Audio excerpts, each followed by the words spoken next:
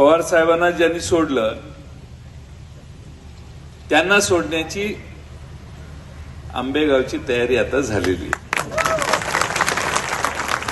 लोक अपेक्षा करत होते की सगळे जातील पण हे जाणार नाही.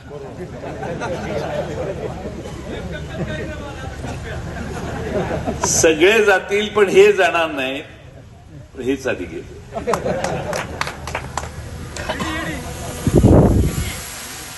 आता ही कारण तुम्ही म्हणताय ती असली तरी आता बोगद्याचं कारण द्यायला सुरुवात झाली. त्या बोगद्यातून पलीकडे जाण्याचा जर कुणाचा प्रयत्न असेल तर तो बोगदा कधी मंजूर झालेला नव्हता. त्यामुळे विषय डोक्यातनं काढा. देवदत्त निकम या उमद्या उमेदवाराला तुम्ही सगळ्यांनी आशीर्वाद द्यायचं ठरवलंय.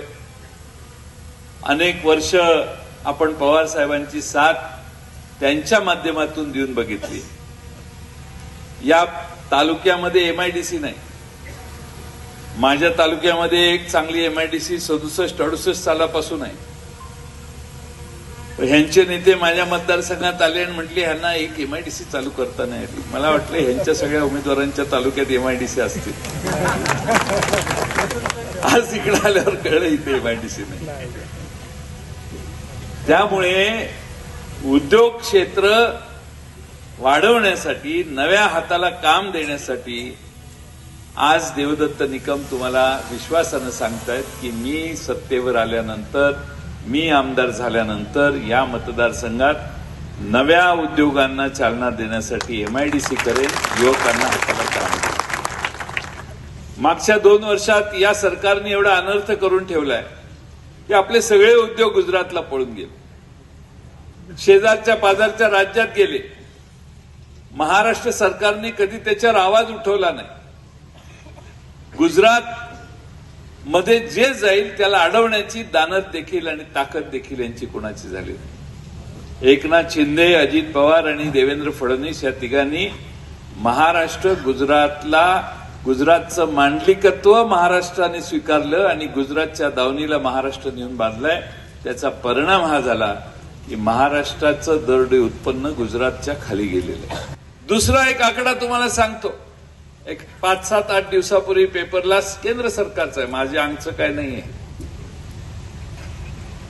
भारताच्या सकल उत्पन्नाच्या महाराष्ट्राचा वाटा, भारताच्या सकल उत्पन्नात महाराष्ट्राचा वाटा नेहमी 15% असायचा.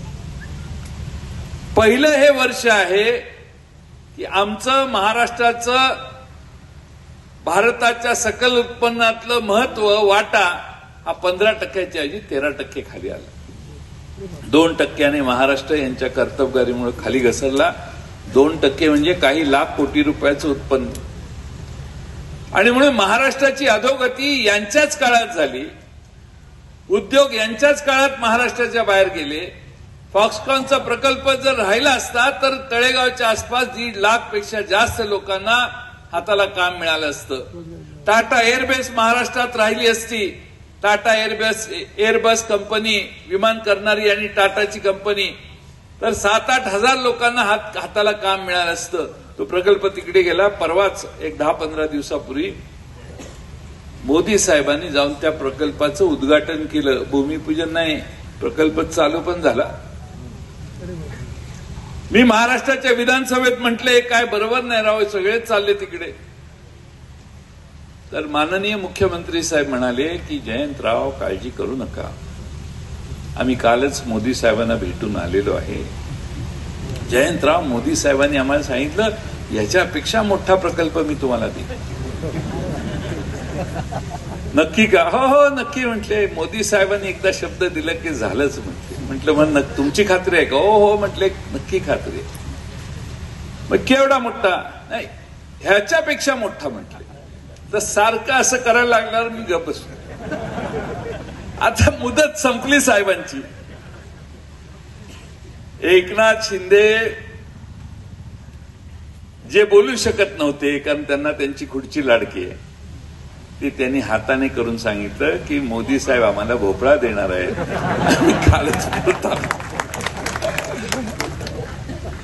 त्यामुळं महाराष्ट्राच्या अधोगतीचं कारण सध्याचं सरकार आहे. महागाईचं कारण सध्याचं सरकार आहे. दिवाळीमध्ये किती पैसे गेले हे प्रत्येकाला माहिती आहे. तेलाचा डबा 500 रुपयानं वाढला. यांची जबाबदारी आहे दिल्ली आणि महाराष्ट्रातल्या लोकांची. जीएसटी आपल्या प्रत्येक दुकानात जीएसटी प्रत्येक वस्तूवर किती आहे बघा. तुमच्या खिशातनं 28%, 24%, 18%, 12% रकमा प्रत्येक गोष्टीवर वसूल करण्याचं काम चाललंय सध्या. तुमच्या पायातल्या चपलेवर कर आहे, शर्टावर कर आहे, पॅन्टवर कर आहे, टोपीवर कर आहे, तुमच्या साडीवर कर आहे. तुम्ही म्हणाल त्या गोष्टीवर कर आहे. अन्नधान्य पॅक केलं तरी हे जीएसटी वाले दारात येऊन बसतात. जेवायला गेलं तरी कर आहे. तुम्ही आज जेवून आलेलं दिसतंय. प्रत्येक गोष्टीवर कर आहे. शेवटी अंत्ययात्रा निघते त्यावेळी कफन टाकलेलं असतं ना, त्यालाही कर. या सरकारने, भारत सरकार आणि महाराष्ट्र सरकारने मिळून महाराष्ट्राला एवढे लुटले की दर महिन्याला 30,000 कोटी रुपये कर हे गोळा करतात आपल्याकडून. मला वाटलं दुसऱ्या राज्यातही असंच होत असेल. दुसरीकडे 11,000, 8,000, 7,000, 9,000, 12,000 ह्याच्यावर एक राज्य नाही. मी हे यासाठी सांगतोय की आम्ही जास्तीत जास्त कर यांना द्यायचा. यांनी आमच्या डोक्यावर महागाई लादायची आणि महाग झालेल्या वस्तूंवर यांनी कर आमच्याकडून गोळा करायचा. या महाराष्ट्राला किती अडचणीत या सरकारने आणले याची काही उदाहरणं आहेत. मी सांगून वेळ घेत नाही. पण मित्रांनो, आंबेगाव तालुक्याने विकासाचं स्वप्न बघत असताना देवदत्त निकम या नव्या चेहऱ्याला न्याय दिला. तर मी शरद पवार साहेबांच्या वतीनं मुद्दामून आपणा सर्वांना सांगतो की ज्या ज्या गोष्टी मगाशी देवदत्त निकम बोलले त्या सगळ्या गोष्टी करून दाखवण्याची ताकद त्यांच्या मागे शरद पवार साहेबांच्या आशीर्वादाने तयार होईल. काही तुम्ही चिंता करण्याची कारण नाही. भ्रष्टाचाराची चर्चा आता करत नाही कारण वेळ आपल्याला कमी. पण भ्रष्टाचार कशा कशात करावा. छत्रपती शिवाजी महाराजांचा मालवणला ह्या बहादरांनी पुतळा उभा केला. मोदी साहेबांनी जाऊन त्याचं उद्घाटन केलं आणि उभा असणारा पुतळा 8 महिन्यात कोसळला. एकनाथ शिंदे म्हटले ते वारं फार आलं म्हणून पुतळा कोसळला.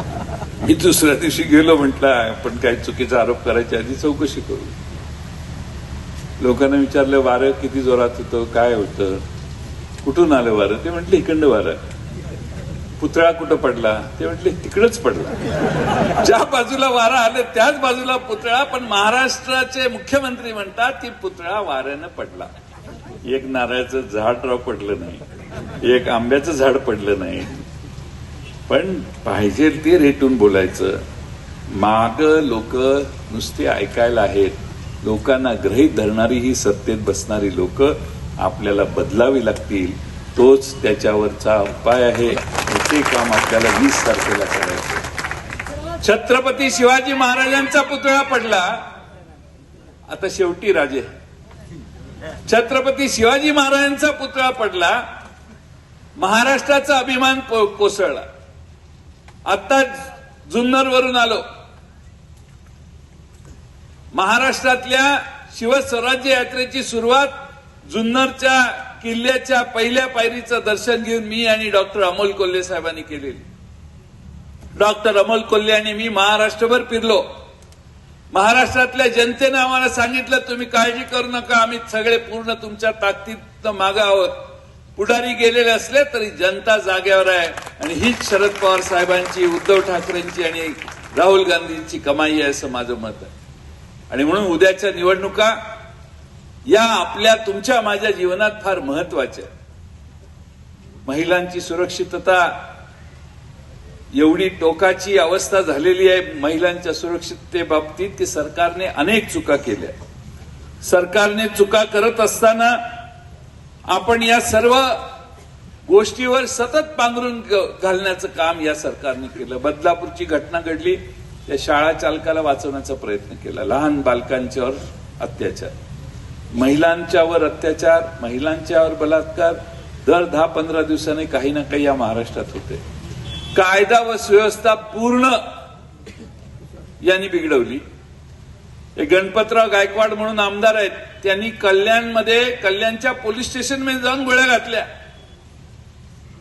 पोलीस स्टेशनमध्ये जाऊन एक आमदार गोळ्या घालतो, तो सध्या तुरुंगात आहे, म्हणून त्याच्या बायकोला आता भारतीय जनता पक्षाने तिकीट दिलेलं का?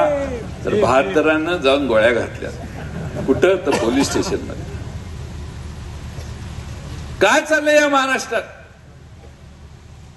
महाराष्ट्रात कायदा व सुव्यवस्था नावाची चीज नाहीये. आणि म्हणून यांना यांची जागा दाखवण्यासाठी 20 तारखेला आपल्याला मतदान करायचंय. आमचं सरकार येणार आहे. काळ्या दगडावरची रेग आहे.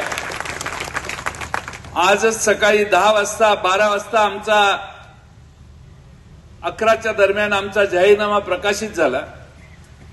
पण त्याच्या आधी शरद पवार साहेब, उद्धवजी आणि राहुल गांधी यांनी एकत्रित येऊन 5 पंचसूत्री महाराष्ट्राच्या समोर मांडली.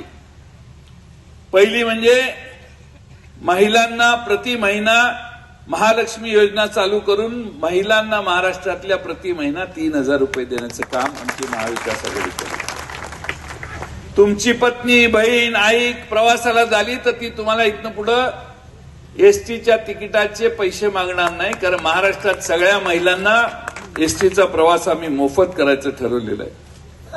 आणि सगळ्यात महत्वाचं म्हणजे आमचं सरकार आल्यावर उद्धव ठाकरे मुख्यमंत्री होते, पहिला निर्णय होता कर्जमाफीचा. आम्ही आता पुन्हा निर्णय घेतलेला आहे. आमचं सरकार आल्यावर पुन्हा महाराष्ट्रातल्या जनतेला कर्जमाफी देण्याचं काम आम्ही करू. युवकांना बेरोजगार भत्ता 4,000 रुपये देऊ. जातनिहाय जनगणना करू. लहान लहान जातीमधल्या माणसाला न्याय देण्याची व्यवस्था महाराष्ट्रात करण्यासाठी जातनिहाय जनगणना महाराष्ट्र सरकारच्याकडून सुरू होईल. तेलंगणात काम सुरू झालंय, कर्नाटकात काम सुरू झालंय, काँग्रेसची 2 राज्य आहेत. त्याच पद्धतीनं महाराष्ट्रात देखील जातनिहाय जनगणना करण्याचं काम आम्ही सगळे करू. बरेच गोष्टी आहेत, मी जास्त वेळ इथं घेत नाही. पण खरं म्हणजे आमचा एक प्रॉब्लेम झालाय. आमचं घड्याळ चोरीला गेलेलं आहे. आता चोरीला गेलेलं असल्यामुळं प्रॉब्लेम असा आहे की पोलीस स्टेशनला तक्रार केली आम्ही, सुप्रीम कोर्टात आम्ही गेलेलो आहे.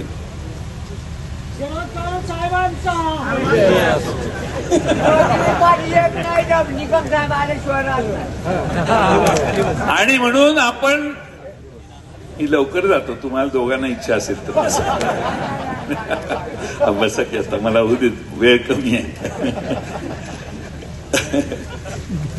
आमचं घड्याळ चोरीला गेले दुपारीच. आमचं घड्याळ चोरीला गेले. चोरीला गेल्यामुळं ज्यांच्याकडे घड्याळ आहे, पृथ्वीवर असा कुठलाही पक्ष नसेल, पृथ्वीवर, भारतात नाही, सुरेश भाऊ भोर, पृथ्वीवर असा पक्ष नाही की ज्या पक्षाच्या चिन्हाखाली लिहायला लागतं आमचा जरा प्रॉब्लेम आहे, ते तात्पुरतं आहे, हे न्यायप्रविष्ट आहे.